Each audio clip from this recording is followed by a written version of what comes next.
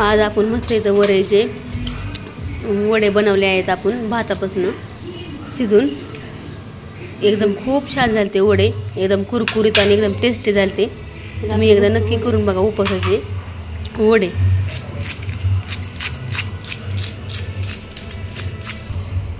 एकदम कुरकुरीत असे वडे झालेत।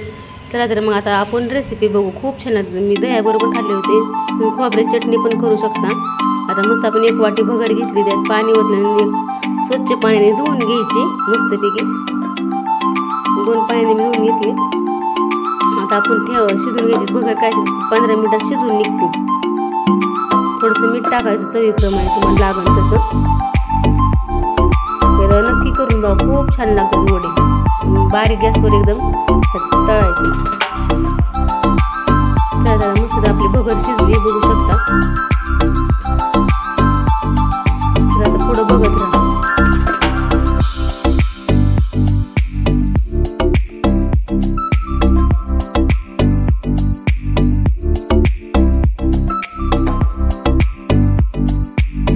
इथं आपली भगर मस्त शिजून झाली। आता आपण ताटात काढून घेतली आणि थंड होऊन द्यायची तिला थोडी 5-10 मिनिटं। तोपर्यंत मी 2 बटाटे घेतले चांगले खिसून, आणि चांगलं पाणी असं कचून पिळून घ्यायचं।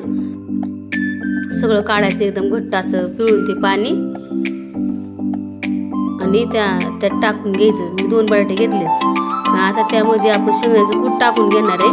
2 चमचे टाकायचे शेंगदाण्याचं कूट, तुम्हाला लागेल तसं थोडंसं। 3 चमचे टाकले शेंगदाण्याचं कूट, आणि त्यात हिरवी मिरची टाकायची। कोणी जिरं टाकतं, कोणी कोथिंबीर टाकते, पण जे त्याच्या आवडीनुसार।